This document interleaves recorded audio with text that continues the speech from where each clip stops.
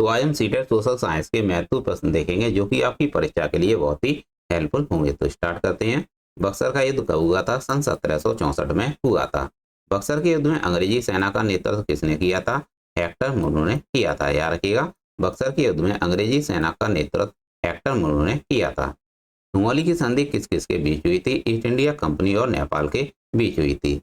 टीपू सुल्तान की मृत्यु कहाँ हुई थी? श्रीरंगपट्टनम में हुई थी। और अगला प्रश्न है, ठगी प्रथा के उन्मूलन में कौन से गवर्नर जनरल की प्रमुख भूमिका थी? विलियम बेंटिक की थी। वोडेयार किसके शासक थे? मैसूर रियासत के शासक थे। याद रखिएगा, वोडेयार मैसूर रियासत के शासक थे। टीपू सुल्तान की राजधानी कहाँ थी? श्रीरंगपट्टनम में थी। क्लाइव को बंगाल का गवर्नर कब बनाया गया था? सन 1757 में बनाया गया था। याद रखिएगा, क्लाइव को बंगाल का गवर्नर सन 1757 में बनाया गया था। किसके काल में बोर्ड ऑफ रेवेन्यू की स्थापना हुई थी? हेस्टिंग्स के काल में हुई थी। किस अंग्रेज को प्रशासनिक सेवा का जनक कहा जाता है? कॉर्नवालिस को कहा जाता है। याद रखिएगा, प्रशासनिक सेवा का जनक कॉर्नवालिस को कहा जाता है। और अगला प्रश्न है, कलकत्ता में स्थित फोर्ट विलियम कॉलेज की स्थापना बेलेजली ने की थी। याद रखिएगा, कलकत्ता में स्थित फोर्ट विलियम कॉलेज की स्थापना बेलेजली ने की थी। और अगला प्रश्न है, टेंसी एक्ट जिसे कहते हैं काश्तकारी अधिनियम, यह कब लागू हुआ था? सन 1822 में लागू हुआ था। बैरकपुर में सैन्य विद्रोह कब आरंभ हुआ था? सन 1824 में आरंभ हुआ था। किस गवर्नर जनरल का कार्यकाल शिक्षा सुधार के लिए माना जाता है? विलियम बेंटिक का माना जाता है। तो याद रखिएगा, किस गवर्नर जनरल का कार्यकाल शिक्षा सुधार के लिए माना जाता है? विलियम बेंटिक का माना जाता है। कलकत्ता मेडिकल कॉलेज की स्थापना कब और किसने की थी? विलियम बेंटिक ने की थी और 1835 में की थी। बालिका हत्या पर प्रतिबंध कब लगाया गया था? सन 1830 में लगाया गया था। तो याद रखिएगा, बालिका हत्या पर प्रतिबंध 1830 में लगाया गया था। और अगला प्रश्न है, किसे भारतीय प्रेस का मुक्तिदाता कहा जाता है? मैटकॉक को कहा जाता है। बहुत ही इंपॉर्टेंट प्रश्न है दोस्तों, आज की क्लास बहुत ही इंपॉर्टेंट है, तो आप इस क्लास को रट लीजिएगा। किसे भारतीय प्रेस का मुक्तिदाता कहा जाता है? मैटकॉक को कहा जाता है। इनाम कमीशन की स्थापना किसने की थी? डलहौजी ने की थी। याद रखिएगा, इनाम कमीशन की स्थापना डलहौजी ने की थी। पहले समाचार पत्र बंगाल गजट का प्रकाशन कब हुआ था? 1780 में हुआ था। याद रखिएगा, पहले समाचार पत्र बंगाल गजट का प्रकाशन सन 1780 में हुआ था। और अगला प्रश्न है, बिजली संचालित तार सेवा पहली बार कहाँ आरंभ हुई थी? कलकत्ता एवं आगरा के मध्य आरंभ हुई थी। बनारस संस्कृत विश्वविद्यालय के संस्थापक कौन थे? जोनाथन डंकन थे। याद रखिएगा, बनारस संस्कृत विश्वविद्यालय के संस्थापक जोनाथन डंकन है। किस कर व्यवस्था के अंतर्गत किसानों से उपज का 50% वसूला जाता था? इसे कहते हैं रैयतवाड़ी व्यवस्था। याद रखिएगा, किस कर व्यवस्था के अंतर्गत किसानों से उपज का 50% वसूला जाता था? रैयतवाड़ी व्यवस्था के अंतर्गत वसूला जाता था। नरबली प्रथा का अंत किस गवर्नर के काल में हुआ था? डलहौजी के काल में हुआ था। भारत से ब्रिटेन की ओर संपत्ति के अपवहन का सिद्धांत किसने प्रतिपादित किया था? दादा भाई नेहरू ने किया था। याद रखिएगा, भारत से ब्रिटेन की ओर संपत्ति के अपवहन का सिद्धांत किसने प्रतिपादित किया था? दादा भाई नेहरू ने कहा था। इन्हें ओल्ड मैन ऑफ इंडिया भी कहते हैं। भारत में टेलीग्राफ लाइन किसके द्वारा शुरू की गई थी? कलकत्ता आगरा में डलहौजी के द्वारा प्रारंभ की गई थी। तो याद रखिएगा, भारत में टेलीग्राफ लाइन किसके द्वारा शुरू की गई थी? डलहौजी के द्वारा शुरू की गई थी। भारत में पहली सूती वस्त्र मिल कहाँ स्थापित की गई? मुंबई महाराष्ट्र में स्थापित की गई थी। भारत में अंग्रेजों की लूट किस महत्वपूर्ण घटना के बाद शुरू हुई थी? प्लासी के युद्ध के बाद प्रारंभ हुई थी। तो याद रखिएगा, भारत में अंग्रेजों की लूट किस महत्वपूर्ण घटना के बाद शुरू हुई थी? प्लासी के युद्ध के बाद प्रारंभ हुई थी। भारत में प्रथम रेलवे लाइन किसने बिछवाई थी? डलहौजी के समय बिछवाई गई थी। तो याद रखिएगा, भारत में प्रथम रेलवे लाइन किसके समय बिछवाई गई थी? डलहौजी के कार्यकाल में बिछवाई गई थी। भारत में ब्रिटिश भू राजस्व प्रणाली का अधिक लाभ किसे प्राप्त हुआ था? जमींदारों को प्राप्त हुआ था, यानी जमींदारों को प्राप्त हुआ था। तो याद रखिएगा, भारत में ब्रिटिश भू राजस्व प्रणाली का अधिक लाभ किसे प्राप्त हुआ था? जमींदार को प्राप्त हुआ था। किसके द्वारा बंगाल व बिहार में स्थायी बंदोबस्त का शुभारंभ किया गया था? कॉर्नवालिस के द्वारा किया गया था। तो याद रखिएगा, स्थायी बंदोबस्त किससे संबंधित है? कॉर्नवालिस से संबंधित है। रैयतवाड़ी व्यवस्था कब लागू हुई थी? सन 1820 में लागू हुई थी। पहली बार औपचारिक रूप से महालवाड़ी प्रथा यह 1822 में लागू हुई थी। तो याद रखिएगा, महालवाड़ी प्रथा कब लागू हुई थी? 1822 में लागू हुई थी, और वो भी औपचारिक रूप से लागू हुई थी। अंग्रेजी शासन में कौन सा क्षेत्र अफीम उत्पादन के लिए प्रसिद्ध था? बिहार राज्य प्रसिद्ध था। 18वीं सदी में बंगाल में वस्त्र उद्योग के पतन का क्या कारण था? ब्रिटेन को निर्यात करने वाले माल पर उच्च तटकर। तो यह इसका सही उत्तर है। तो याद रखिएगा, 18वीं सदी में बंगाल में वस्त्र उद्योग के पतन का क्या कारण था? ब्रिटेन को निर्यात करने वाले माल पर उच्च तटकर। यह इसका सही उत्तर है। अगला प्रश्न है, नील कृषकों की दुर्दशा पर लिखी गई पुस्तक नील दर्पण के लेखक कौन थे? दीनबंधु मित्र थे। तो याद रखिएगा, नील दर्पण के लेखक कौन है? दीनबंधु मित्र हैं। अगला प्रश्न है, अंग्रेजों द्वारा प्रथम कहवा बागान कहाँ लगाए गए थे? वायनाड जनपद में लगाए गए थे। तो याद रखिएगा, अंग्रेजों द्वारा प्रथम कहवा बागान कहाँ लगाए गए थे? वायनाड जनपद में लगाए गए थे। भारत में अंग्रेजों के समय प्रथम जनगणना किसके कार्यकाल में हुई थी? मेयो के कार्यकाल में हुई थी। सर टॉमस मुनरो किस भू राजस्व बंदोबस्त से संबंधित हैं? रैयतवाड़ी बंदोबस्त से संबंधित हैं। तो याद रखिएगा, सर टॉमस मुनरो किस भू राजस्व बंदोबस्त से संबंधित हैं? रैयतवाड़ी बंदोबस्त से संबंधित हैं। स्थायी बंदोबस्त के तहत जमींदार को पूरे राजस्व का कितने प्रतिशत राज्य को देना तय हुआ? तो इसका सही उत्तर है 89%। भारत में भारतीयों द्वारा 1881 में स्थापित तथा उनके प्रबंध में चलने वाला सीमित देयता का प्रथम बैंक कौन सा था? अवध कॉमर्शियल बैंक था। तो याद रखिएगा, भारत में भारतीयों द्वारा 1881 में स्थापित तथा उनके प्रबंध में चलने वाला सीमित देयता का प्रथम बैंक कौन सा था? अवध कॉमर्शियल बैंक था। अंग्रेजों द्वारा पहली बार स्थायी बंदोबस्त कहाँ लागू किया गई थी? तो अंग्रेजों द्वारा पहली बार स्थायी बंदोबस्त कहाँ लागू किया गया था? मद्रास प्रेसिडेंस व बम्बई प्रेसिडेंस में लागू किया गया था। तो याद रखिएगा, पहली बार स्थायी बंदोबस्त कहाँ लागू की गई थी? मद्रास प्रेसिडेंस व बम्बई प्रेसिडेंस में लागू की गई थी अंग्रेजों द्वारा। भारत में इस्पात का उत्पादन सर्वप्रथम कब शुरू हुआ था? 1913 में शुरू हुआ था। रेल विभाग के लिए पृथक रूप से रेल बजट कब आरंभ हुआ था? 1924 में आरंभ हुआ था। भारत में विकेंद्रीयकरण का शुभारंभ किसके समय हुआ था? मेयो के समय हुआ था। तो याद रखिएगा, भारत में विकेंद्रीयकरण का शुभारंभ मेयो के समय प्रारंभ हुआ था। भारत और इंग्लैंड के आर्थिक हित प्रत्येक क्षेत्र में टकराते हैं, यह कथन किसका है? यह जवाहरलाल नेहरू का है। Poverty and un-British rule in India के लेखक कौन है? दादा भाई नौरोजी हैं। तो याद रखिएगा, poverty and un-British rule in India के लेखक दादा भाई नौरोजी हैं। और अगला प्रश्न है, भारत में आधुनिक उद्योग की स्थापना कब प्रारंभ हुई थी? सन 1850 में आरंभ हुई थी। भारत में रेलवे की स्थापना को आधुनिक उद्योग की अग्रदूत या जननी की संज्ञा किसने दी है? कार्ल मार्क्स ने दी है। तो याद रखिएगा, भारत में रेलवे की स्थापना को आधुनिक उद्योग की अग्रदूत और जननी की संज्ञा किसने दी थी? कार्ल मार्क्स ने दी। भारत में पहली पर्सन मिल कहाँ स्थापित की गई? रिसरा यानी बंगाल में प्रारंभ की गई। तो याद रखिएगा, भारत में पहली पर्सन मिल कहाँ स्थापित की गई है? रिसरा बंगाल में स्थापित की गई है। और अगला प्रश्न है, सर्वप्रथम लौह इस्पात उद्योग की स्थापना कहाँ हुई? बिहार में हुई थी। तो याद रखिएगा, सर्वप्रथम लौह इस्पात उद्योग की स्थापना कहाँ हुई? बिहार में हुई थी। अब यह जमशेदपुर में है। कहाँ पर है? अब यह जमशेदपुर में है। कांग्रेस के कराची अधिवेशन के अध्यक्ष कौन थे? सरदार वल्लभ भाई पटेल थे। कौन थे? सरदार वल्लभ भाई पटेल थे। भारत में अंग्रेजों को भूमि खरीदने व बसने की अनुमति कब मिली थी? 1833 में मिली थी। तो याद रखिएगा, भारत में अंग्रेजों को भूमि खरीदने व बसने की अनुमति 1833 में मिली थी। The economic history of India नामक पुस्तक किसने लिखी है? रमेश चंद्र दत्त ने लिखी है।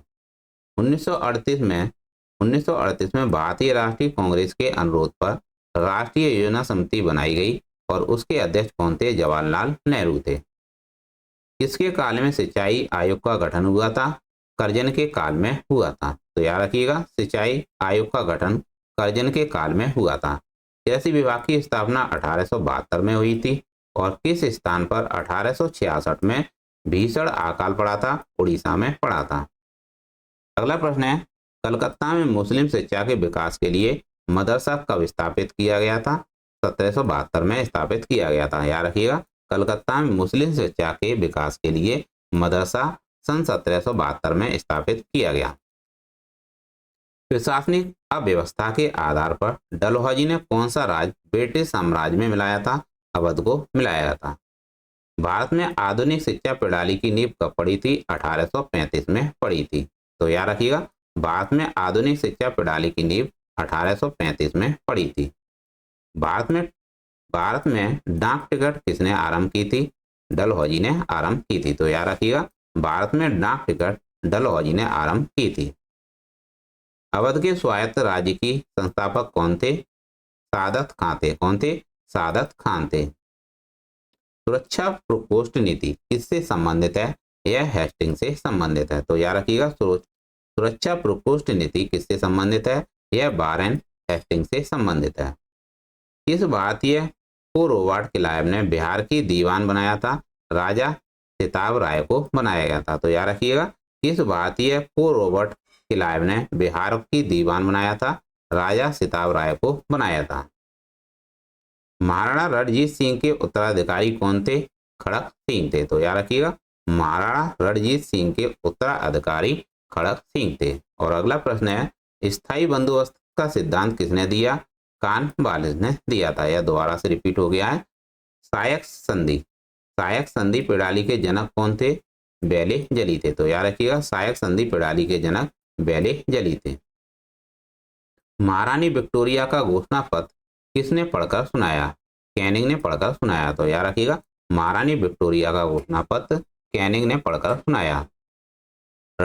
रणजीत सिंह किस मिसल से संबंधित थे? यह सुकर चकिया मिसल से संबंधित है। तो याद रखिएगा, रणजीत सिंह सुकर चकिया मिसल से संबंधित थे। किसने अपनी राजधानी मुर्शिदाबाद से मुंगेर स्थापित की? मीर कासिम ने स्थापित की थी। और अगला प्रश्न है, बक्सर का युद्ध जो कि सन 1764 में हुआ था, किस समय दिल्ली का शासक कौन था? शाह आलम द्वितीय था। टीपू सुल्तान की मृत्यु सन 1799 में हुई थी। डिंडीगुल क्या है? डिंडीगुल तमिलनाडु के एक शहर का नाम है। याद रखिएगा, डिंडीगुल तमिलनाडु के शहर का एक नाम है। किसके समय में कलकत्ता उच्च न्यायालय की स्थापना की गई थी? हेस्टिंग्स के समय की गई थी। ब्रिटिश भारतीय राज्य क्षेत्र के विस्तार का अंत किसके समय हुआ था? डफरिन के समय हुआ था। ठगों का दमन किसने किया था? कर्नल स्लीमैन ने किया था। याद रखिएगा, ठगों का दमन किसने किया था? कर्नल स्लीमैन ने किया था। किसने ग्रामीण जाटों को एक सैनिक शक्ति के रूप में संगठित किया? चूड़ामन ने किया था। तो याद रखिएगा, किसने ग्रामीण जाटों को एक सैनिक शक्ति के रूप में संगठित किया था? चूड़ामन ने किया था। किस जाट राजा को जाटों का अफलातून एवं आदरणीय व विद्वान व्यक्ति कहा जाता है? सूरजमल को कहा जाता है। और अगला प्रश्न है, लोहगढ़ नामक किला किसने बनवाया था? बंदा बहादुर ने बनवाया था। किस मुगल बादशाह के आदेश पर बंदा बहादुर की हत्या की गई थी? इसका सही उत्तर है फर्क सियार। इसका सही उत्तर है। पंजाब में सिख राज्य के संस्थापक कौन थे? रणजीत सिंह थे। तो याद रखिएगा, पंजाब में सिख राज्य के संस्थापक रणजीत सिंह थे। रणजीत सिंह ने किस स्थान पर अधिकार करने के बाद महाराजा की उपाधि धारण की थी? लाहौर। इसका सही उत्तर है। रणजीत सिंह व अंग्रेजों के बीच कौन सी संधि हुई थी? अमृतसर की संधि हुई थी। अमृतसर की संधि किस नदी के दोनों ओर राज्य क्षेत्र के बीच सीमा निर्धारित करती थी? सतलज नदी। इसका सही उत्तर है। भारत के किस गवर्नर जनरल के समय सिंध का विलय अंग्रेजी राज में किया गया? इसका सही उत्तर है एलन बरो। तो याद रखिएगा, भारत के किस गवर्नर जनरल के समय सिंध का विलय अंग्रेजी राज में किया गया? एलन बरो के समय किया गया। सिंध विजय का श्रेय किसे दिया जाता है? सर चार्ल्स नेपियर को दिया जाता है। भारत में सहायक संधि का जन्मदाता किसे कहा जाता है? डुप्ले को कहा जाता है। याद रखिएगा, भारत में सहायक संधि का जन्मदाता डुप्ले को कहा जाता है। सहायक संधि को सुनिश्चित एवं व्यापक स्वरूप किसने प्रदान किया था? बेलेजली ने प्रदान किया था। पंजाब के राजा रणजीत सिंह की राजधानी कहाँ थी? लाहौर में थी। तो याद रखिएगा, पंजाब के राजा रणजीत सिंह की राजधानी लाहौर थी। गोद प्रथा पर प्रतिबंध किस गवर्नर जनरल ने लगाया था? इसका सही उत्तर है डलहौजी ने लगाया था। याद रखिएगा, गोद प्रथा पर प्रतिबंध किस गवर्नर जनरल ने लगाया था? डलहौजी ने लगाया था। अगला प्रश्न है, डेनमार्क की प्रथम व्यापारिक कंपनी का गठन कब हुआ था? सन 1616 में हुआ था। कब हुआ था? सन 1616 में हुआ था। बाड़ीवास के युद्ध में अंग्रेजों का नेतृत्व किसने किया था? सर आयर फूड ने किया था। किसने किया था? सर आयर फूड ने किया था। चंदनगर की बस्ती फ्रांसीसियों को किसने भेंट की? शाइस्ता खान ने भेंट की थी। मुगल बादशाह ने किसे नवाब की पदवी प्रदान की थी? डुप्ले को प्रदान की थी। तो याद रखिएगा, मुगल बादशाह ने किसे नवाब की पदवी प्रदान की थी? डुप्ले को प्रदान की थी। अगला प्रश्न है, पांडिचेरी का गवर्नर जनरल बनने से पूर्व डुप्ले को कहाँ का गवर्नर नियुक्त किया गया था? चंदनगर का गवर्नर नियुक्त किया गया था। डुप्ले के बाद पांडिचेरी का गवर्नर जनरल कौन बना था? गोडे बना था। कौन बना? गोडेहू बना था। पुर्तगालियों ने गोवा पर अधिकार कब किया था? सन 1510 में किया था। याद रखिएगा, पुर्तगालियों ने गोवा पर अधिकार कब किया था? सन 1510 में प्रारंभ किया था, अधिकार कर लिया था। पुर्तगालियों ने सर्वप्रथम भारत में कौन सी फसल की खेती आरंभ की थी? तंबाकू की खेती शुरू की थी। तो याद रखिएगा, पुर्तगालियों ने सर्वप्रथम भारत में तंबाकू की खेती करना शुरू किया था। किसके शासनकाल में अंग्रेजों ने दिल्ली पर कब्जा किया था? शाह आलम द्वितीय ने किया था। तो याद रखिएगा, किसके शासनकाल में अंग्रेजों ने दिल्ली पर कब्जा किया था? शाह आलम द्वितीय के काल में किया था। और अगला प्रश्न है, मुंशी शिवगांव की संधि किस युद्ध के पश्चात हुई थी? पालखेड़ा युद्ध के बाद हुई थी। तो याद रखिएगा, पालखेड़ा के युद्ध के बाद हुई थी। संगोला की संधि कब हुई थी? सन 1750 में हुई थी।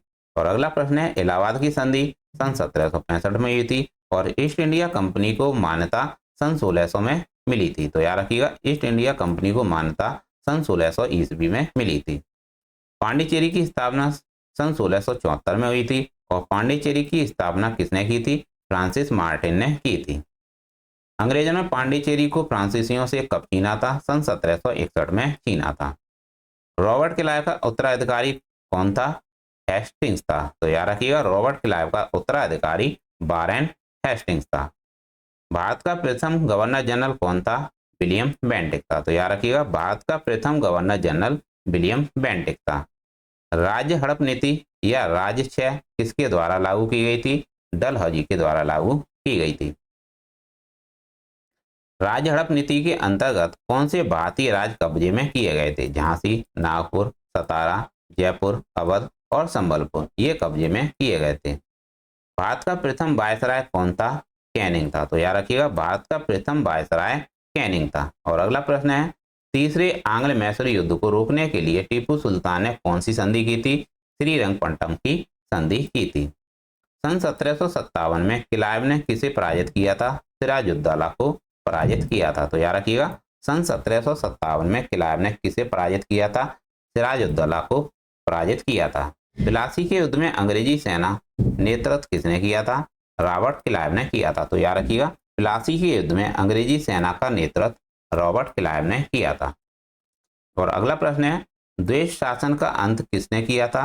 हेस्टिंग्स ने किया था। अंग्रेजों का सबसे अधिक विरोध किसने किया था? मराठाओं ने किया था। तो याद रखिएगा, अंग्रेजों का सबसे अधिक विरोध मराठाओं ने किया था। वह पुर्तगाली कौन था जिसने गोवा पर अधिकार कर लिया था? अल्फांसो डी अल्बुर्क था। भारत में ईस्ट इंडिया कंपनी का पहला गवर्नर जनरल कौन था? हेस्टिंग्स था। तो याद रखिएगा, भारत में ईस्ट इंडिया कंपनी का पहला गवर्नर जनरल हेस्टिंग्स था। कौन था? वारेन हेस्टिंग्स था।